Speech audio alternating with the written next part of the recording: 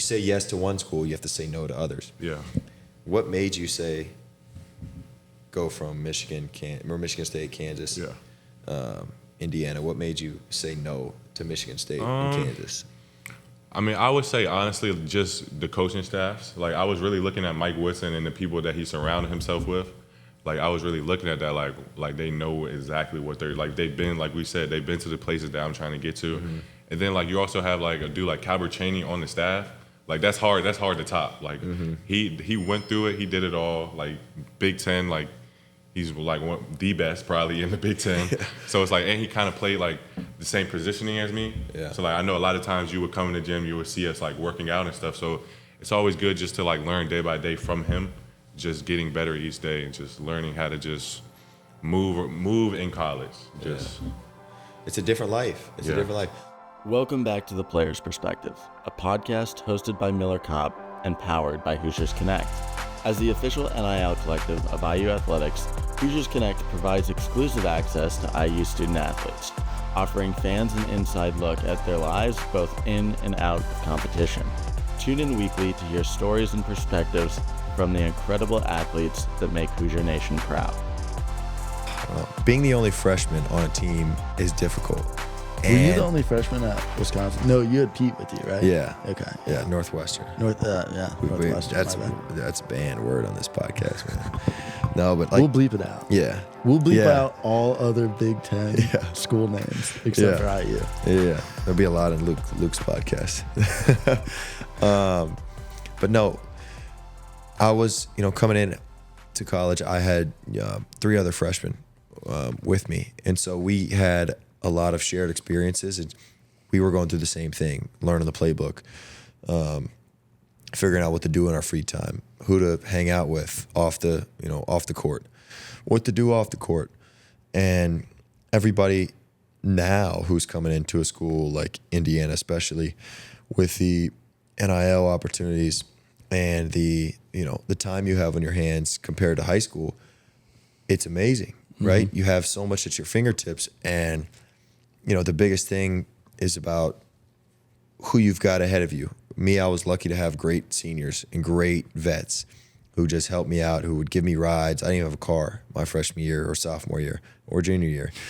And, they gave me rides. They took me out to eat and stuff like that. And so, the biggest thing I think is for a guy like, Bryson or any freshman is to, latch on to somebody you trust on the team. And he's definitely done that with, the staff. And he just seems wise beyond his years. Yeah, he is prepared for something like this. Well, I remember me and him, when we talked about this in the episode, we were playing pickup. Yeah. And our first game we were playing, he guarded me, I was guarding him. And I'm not thinking about this game as like, oh, I'm gonna cook him, or I'm not gonna let him score. He's a threat. No, I'm there to learn. I'm there to help and teach and help him to get in the right spots, because I still know, what the staff wants in terms of offense and defense and spacing. And I was telling him things, and he picked it up quick, super quick. And he talked about how he played with a lot of older players growing up, and how that's helped him now, and how it's going to help him, because I know, that's the best way to learn and get better and improve, is play with better players and older players and stronger players. And, he's done that to the max, and that's why, he's going to be just fine. But man, Bryson Tucker, I appreciate you coming on, brother. Definitely. I was talking to Leo, and he said it's weird because he's a senior, 23. You're coming in 17. 6 years. Right? My math is right. Yeah. Kind of. Yeah. I think so. What's that like coming in as a freshman? What have, after an 8-week summer, what have you learned, and how have your expectations of coming in, been the same or different your first 8 weeks here in the summer? I mean, personally, like, the age gap, that wasn't really a big thing for me, because, like, I didn't do a lot of, like, AAU and stuff. So, like, during my summers, I was doing, like, a lot of pro-ams. So I was always around, like, older dudes or like I had like a lot of older teammates that would just talk to me like in different ways. So it was like I was kind of used to it.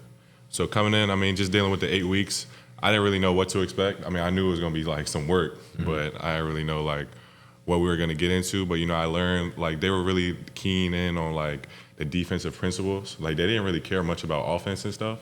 It was more like being in the gaps, like nail slot rim, like that. That was the main thing that they were really focused on. So I just gotta just stay focused on that, and I think I'll be fine. Mm-hmm. One of some of the best advice I ever got was from, like I said, Kellen Sampson, and it was my freshman year, and this was before I went to school my freshman year, and I asked him, I was like, what should I know?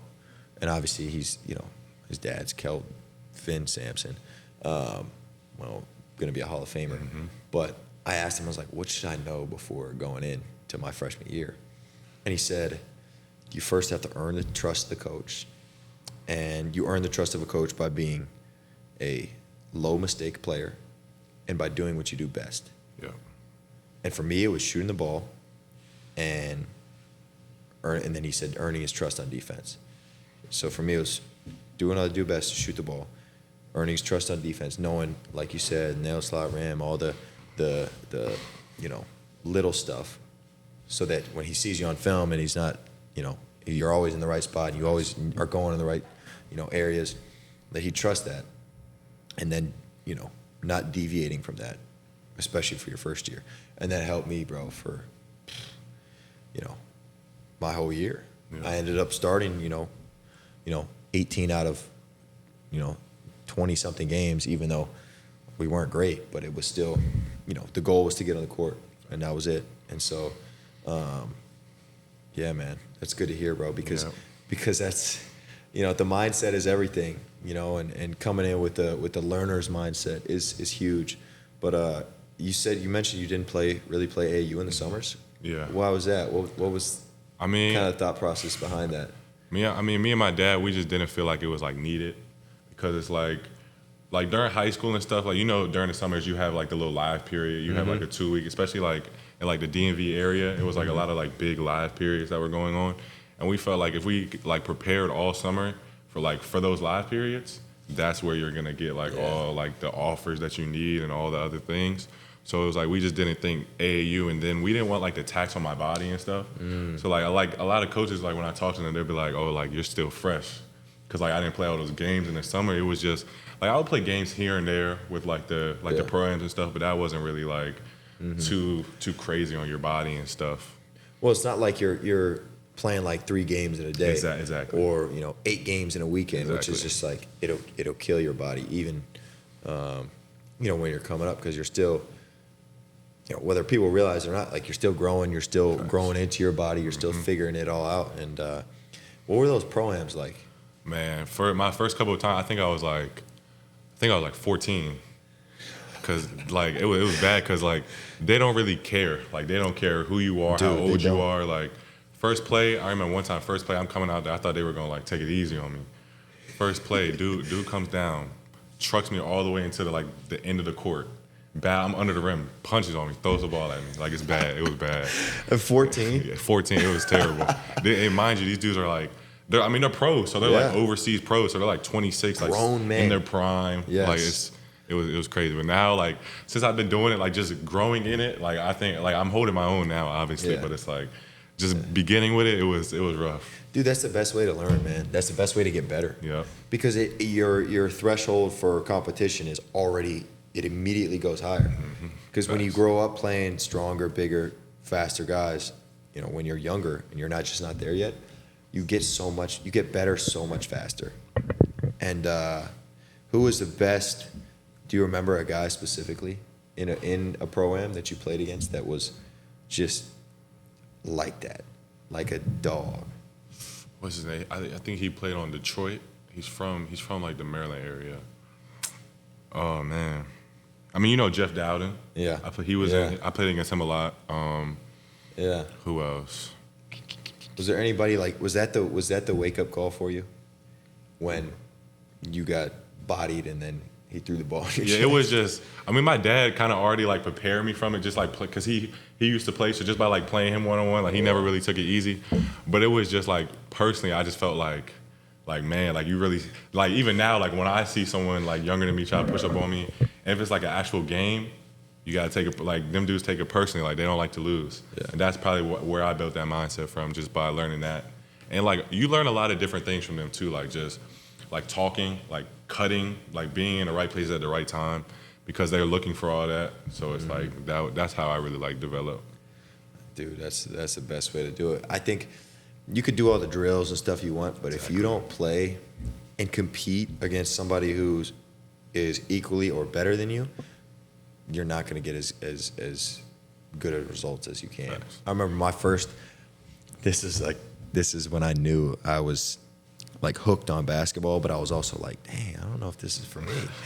I was in 6th grade, and I walk into a gym, John Lucas, and I walk into a gym in the middle of nowhere, Houston. You know, have my backpack, put my shoes on, and we do warm-ups. And mind you, John Lucas is like I know John. Yeah. At the top 100 camp, yes. he was there. Yes. Yep. Bro, you know he does not mess around. I'm already knowing. With his mustache and walking around, bro, he does not mess around. And so it was just a bunch of just hoopers in there, high school, college, you know, some guys overseas and stuff. But so I'm in, what did I say, 6th grade? Yeah. 6th grade. I walk in, we warm up. Our warm up's this: high knees. We're all on the baseline, high knees, 5 minutes straight. Dude, I'm telling you, the most old school guy ever. He's walking around putting his hand up to your knees, saying like you gotta touch your knees to his hand, just cause like you're so your knees are high enough. But we start the workout.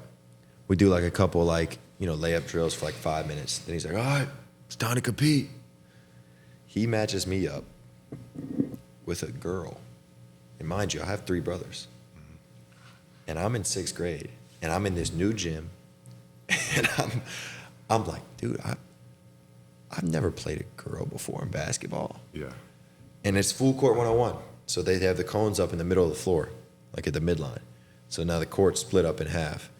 And so it's like, all right, you start on one end, hand the ball off, face up, go full court. Yeah.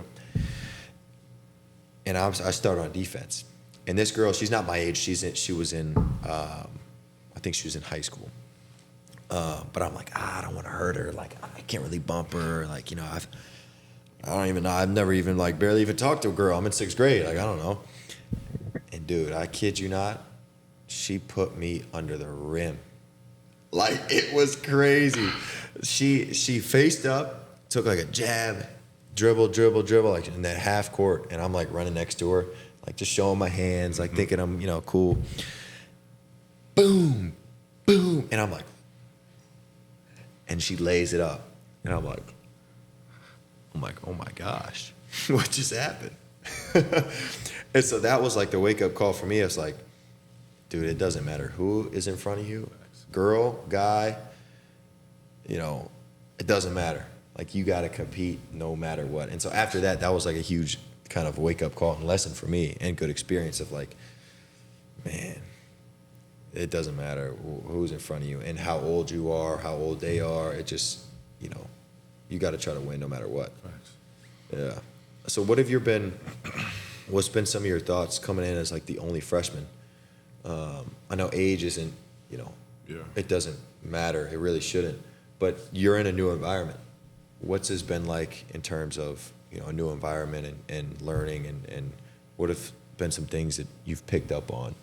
I mean, honestly, when I was coming in as the only freshman, because how some programs, they be having like their little ways of like treating freshmen and stuff, but it's like here they don't really treat me like a freshman. They kind of treat me like a peer, especially since I'm like the only one. So it's kind of like even when we're talking, we just had like this, or just having a regular conversation. Yeah. And it's like, I mean, just things I picked up on, how you talk to each other on the court, like just more communication, like that's really big.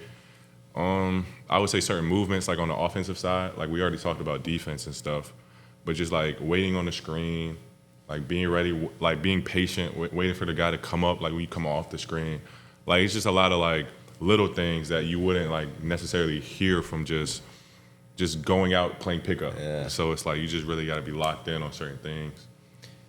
It's the nuances, man. It's the nuances that you'll play guys this year for who knows what team, but there will be guys where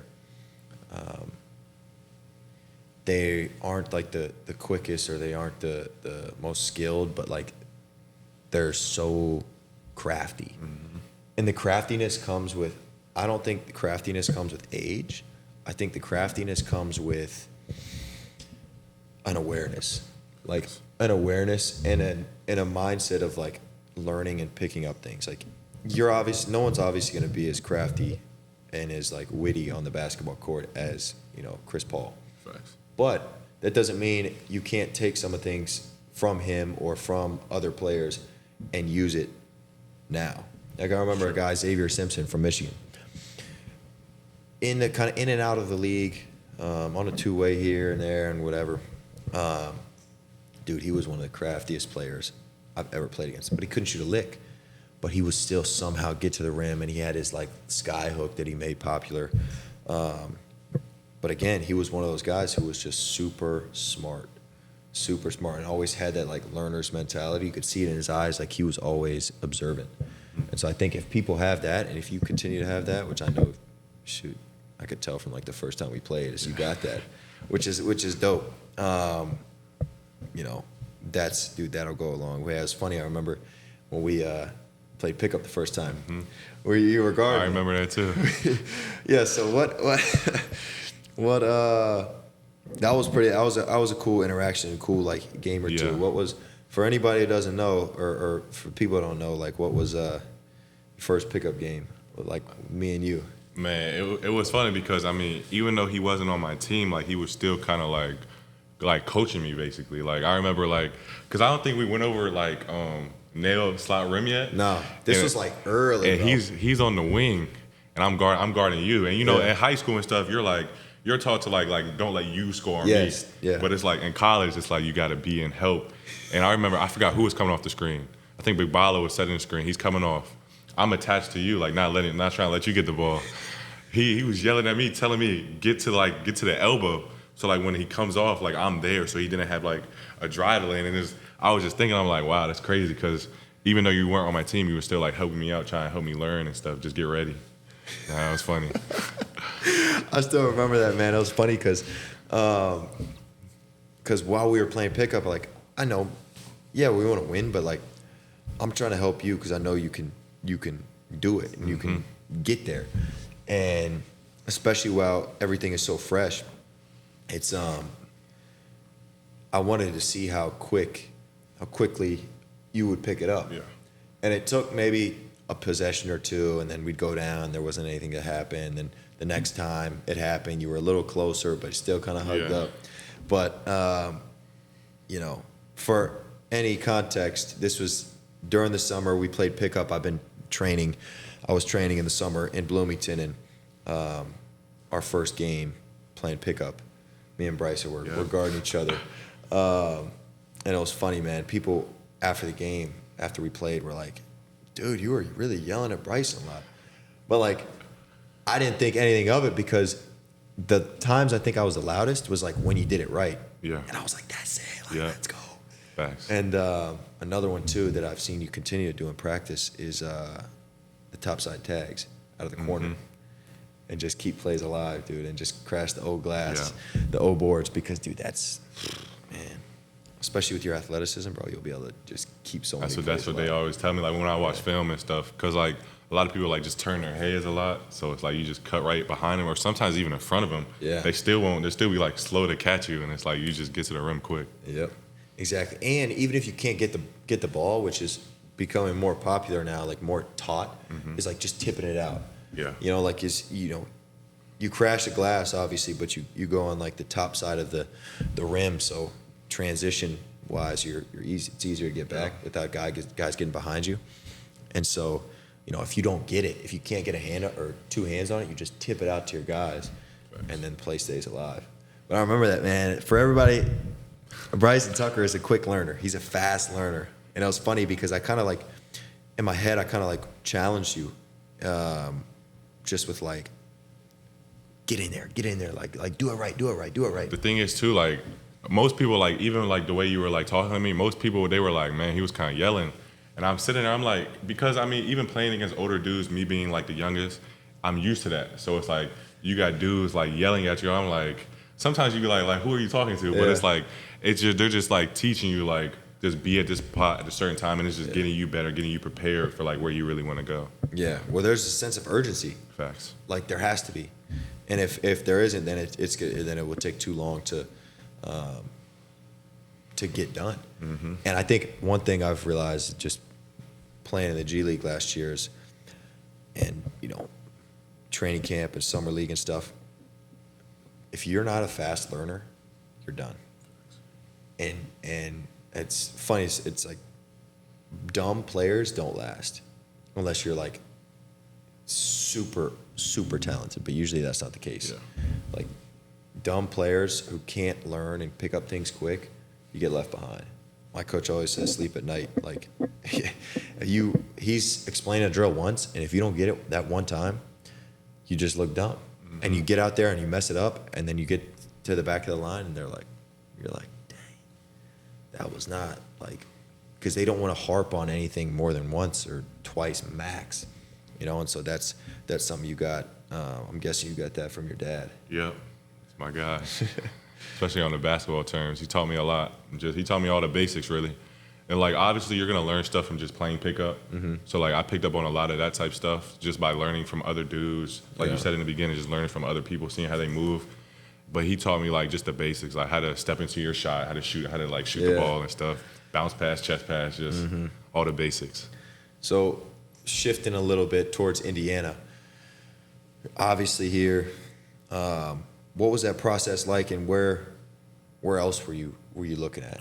So, I mean, my top two it was here in the G League, and so they were kind of like those are the two big two. So I visited the G League first, and then I visited here. Ignite? Yeah. Oh, okay. Yeah. So I visited, and then I visited here probably like a month or so after, and it was like, I mean, when I came here, the thing that we were really looking for was like the IQ and the coaching staff.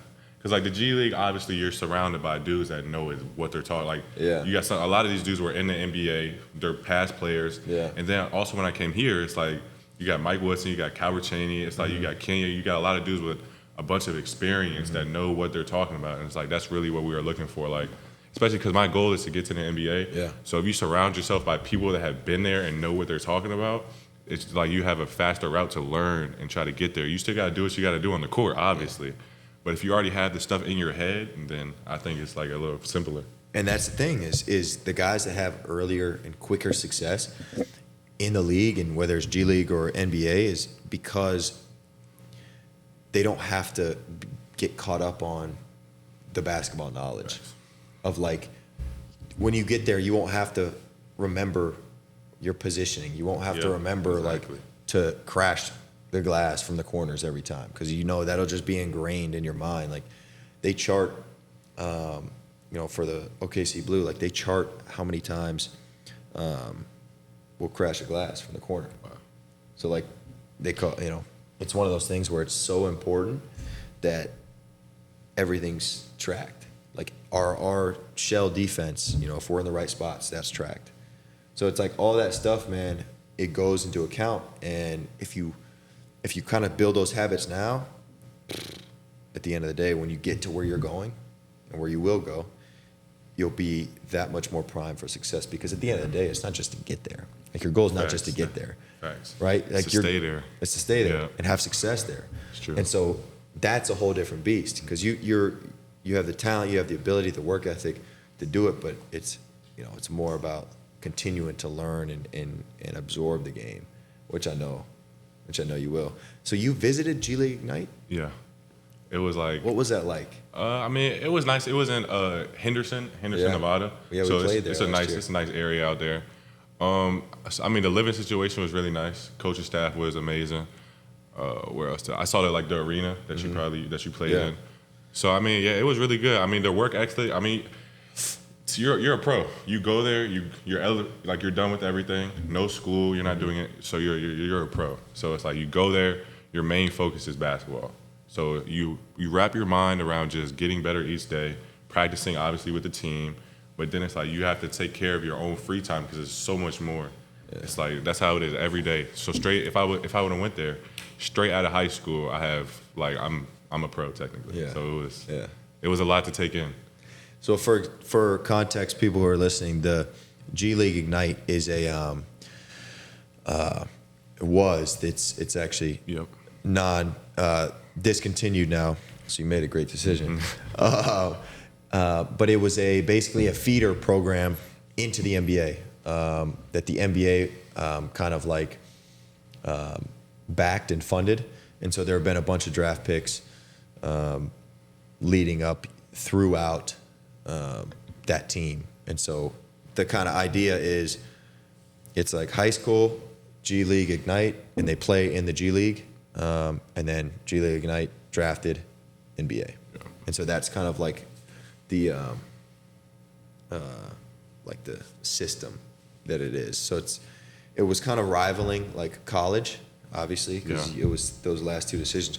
So what was so you visited there and then you came to here. What's the difference between a G League Ignite visit, let's just say official visit, and what's the difference between a Indiana University official visit? I mean, obviously you got to meet with for Indiana, the academic advisors and all that type stuff. But there that you don't as you know, you don't, there's no school. Yeah. So, but then I would say also the colleges, they had just more stuff. G League, you probably saw they didn't have all this and all that, but it was still a nice setup. But I would say college, they just had more things just going on within because this is a college town, so it was just more areas to eat and it was just a lot just going on here. Yeah. Now Henderson's nice. It's nice, but it's complete opposite. Exactly. To here. That's what I mean. It's you go out there and it's just super slow. You're out there you could compare it to this now, how it is in the summer. Yeah. It would be like that, but every day. So it's yeah. Thanks. So Indiana was the only college? There were no. So where else have I been? I visited Michigan State and Kansas, but my deciding two are really the G League and here. I'm curious, and I hope you can be honest because it's over now. What made you? And I in recruiting, I was the same way. When you say yes to one school, you have to say no to others. Yeah. What made you say go from Michigan State, Kansas, Indiana? What made you say no to Michigan State and Kansas? I mean, I would say honestly, just the coaching staffs. I was really looking at Mike Woodson and the people that he surrounded himself with. I was really looking at that, they know exactly what they're They've been, we said, they've been to the places that I'm trying to get to. And then you also have a dude like Calbert Chaney on the staff. That's hard to top. He went through it. He did it all. Big Ten. He's the best probably in the Big Ten. So it's and he kind of played the same positioning as me. Yeah. So I know a lot of times you would come in the gym, you would see us working out and stuff. So it's always good just to learn day by day from him, just getting better each day and just learning how to just move in college. It's a different life. It's a different life. What, since Calbert's honestly a GOAT here and in college basketball in general, what's that like working with him, and what have you learned from him? I mean, just always be set up to shoot. I mean, you already know that, but it's always good to have just certain people that have been through it just remind you of certain things. So it's he's been through it, he's done all the things that he did, and he's still on just the little things that he really focuses on. So when you work out with him, what was the first workout with him like? I would say it was. I mean, it wasn't nothing crazy, stuff I used to do back home, just posting up, getting shots up, just regular layups, ball handling, nothing too crazy. I'm always interested because I know, for me as a shooter, it's I can feel out a lot of things when it comes to getting worked out by a workout and in training with somebody, because a lot of it has to do with like you're at the mercy and the will of them because they're saying, hey, you're putting your trust in them for that hour, 35 minutes, 45 minutes. But that's a good guy. Yeah. That's a good guy to keep learning from. What is has he given you any info and advice on being a freshman and the spot you're in and continuing to grow as a player? I mean, like you said, just keep an open mind. Just always be ready to learn. Like you can have a good day in practice and you don't want to get your head like too big headed. You want to always come in the next day like you didn't do anything the past day. Yeah. I mean, just staying true to your shot, just staying focused, staying lined up. I mean, defensive side, just always just work hard, and just keep learning. That was his main things. Dang. So what else? I guess I'm trying to get in the mind of Bryson Tucker. What are your expectations? I'm curious, man, for the team and yourself. And to preface this, man, it's okay to have, as we all do, individual goals. And team goals, those should align, but like I'm curious what your expectations are for yourself. And I mean, personally for myself, probably come in like be an impact as a freshman. Obviously, get on the court, impact the game like in multiple ways, not just offense, defense, block shots, here and like cut, backdoor dunk shots. It's just coming in, playing, being like one of the main factors, just really affecting the game. Like that's really affecting winning too. Like because that's the main goal. Like you want to win. So it's like if you could come in as a freshman and impact winning, like that's one of the main things you can do. Dude, that's the biggest thing. Like just having an impact. Yeah. And you didn't say anything about scoring or points or stats because impact is way bigger than just a stat or just a number on a box score. I was talking to after summer league, I was talking to a scout in the airport. I won't say what team, but he asked me, I had an Indiana backpack on. He said, you go to Indiana? I said, I used to, but I'm playing for so-and-so now. And so we started talking. And he wasn't just a scout, he was a like second on the bench, the assistant, so second assistants, big time. And so me and him were talking, and he was like, how do you think you played? What do you think you did well? And it was interesting. He just emphasized the fact that whether it's, and you've heard this before, but you'll hear it again a million times. It's like, your role right now will be different than it is next year, and it will be different than it is the year before. Whoever it is, whether it's KD or Devin Booker, like every year is different. The team changes every year. So why would you think that your role is going to change or isn't going to change? And so he said, as long as you continue and focus on an impact, in impacting the game, impacting winning, he said a guy like myself looks to that more than any other box score. Because the people who make decisions know basketball. Yeah, like they know the game. They know what it looks like. They know what winning looks like. They know what helps winning. And so to hear you say that, man, is big time because you get it. You obviously get it. And it's just a matter of time before, everything falls into place. I'm glad you came here instead of Ignite. Because we played Ignite and they were not great. Nah, I mean, they mainly used it for like development. Exactly. So it was because even like the past teams, all the teams they had, if we're being honest, they didn't win a lot of games, but the dudes were still getting drafted. That's true. So it's like they did its job. Exactly. Yeah. It's not like the winning there is not the same as like winning here. Exactly. Like it's not the same as a college program. Yes. That you have chemistry because you're not like in a team you're not gonna have much chemistry because you have dudes leaving all the time. You have new dudes coming in a lot. College you have 4 years with the 5th year with the COVID year. So it's like you have a lot of dudes staying and learning and being able to teach like the dudes that come in, like the culture and stuff. Right, and you think of it like a staff. A coach could be there for 20 years. That's true. Like That's Michigan true. State, Izzo's been there for a million years. Facts. Like that's not the same in the NBA or any other organization besides maybe, Miami Heat and the Spurs. Yeah, that's true. But I'm curious what I asked Langdon this, but as a freshman, What questions do you have for me, man? If any, as somebody who's been in here, played against here, seen this organization from top to bottom. You got anything for me? You came when Woody, it was his first year, right? Yeah. So how was that playing? Because, you know, he's still new, just getting used to everything. Mm-hmm. He, Woody, I think, is grown a lot since he's been here, as with everybody. Yeah. He's seen it all in the basketball world, like everything. When you think about his career, he's probably seen a ton. And so I think for me, it was understanding like what he really wants. I always tell the story. My going into my second year here, my last year, we had like our end of year meetings, and I asked him. I was like, "Hey, Coach, you know, we're in his office. He's sitting down. I'm like, Coach, what do you want to see from me next year? What do you want my role to be? What's it going to be?" And he said 2 words: make shots. That's it. And it pissed me off, bro.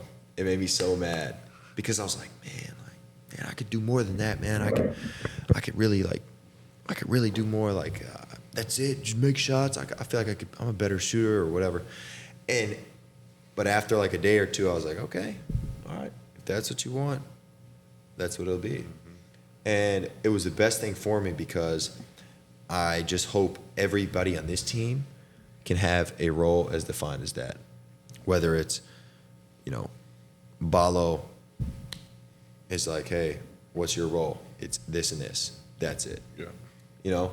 So my advice to you or anybody as a newcomer, like, you're in the same position, honestly, as all the transfers. You're new. That's true. That's true. That's it. It does, like we said, age isn't a factor, because you all have the same level of, you know, playing field as, you know, this season starts. And so if you understand, like, hey, what does Woody want from me? That's easy. Mm-hmm. All you need is a North Star, and just go towards it. And then at the end of the day, he'll put you in. Mm-hmm. And that's how I was able to go from a guy who played, you know, my first year here with Woody. He didn't know me. He didn't trust me. And I mean, in terms of basketball, like putting me in the game, you know, because coach isn't going to put a player in who he doesn't trust. To where the second year, I earned his trust with the nail slot rim, with talking the most, with being the loudest, and speaking up when no one else would, or, you know, doing every drill. I never missed a practice, bro.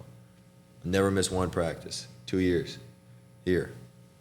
That matters. That matters to a guy like that, because, like you said, the goal is to get on the floor. And then the goal is to get on the floor. Everything else doesn't matter. Because once you're on the floor, you know, magic can happen. You take care of it. Yeah. Exactly. But nothing can happen until you earn the trust of Woody. So, like, it's your first year with Woody, but so is all the other transfers, or in first years. So, like, once you earn his trust, dude, it's over. Because I played against you, played with you. Yeah. You've got everything. So it's just a matter of time before, you know, you get right to it. Yeah. You know, but Bryson, I appreciate it, bro. Man, thank you for having me. Thank you for the time, bro. Thank you for the great combo. I'll do that. Tap. Appreciate it, bro. Most definitely. Bryson Tucker. He's an interesting one, man, because, like, he seems so much more mature and well-spoken and wise than most 17-year-olds that I've met in my life. Well, you could tell the way he talks, like you said, and his journey and his goals reflect his mindset. We talked about his goals to make it to the NBA and stick in the NBA.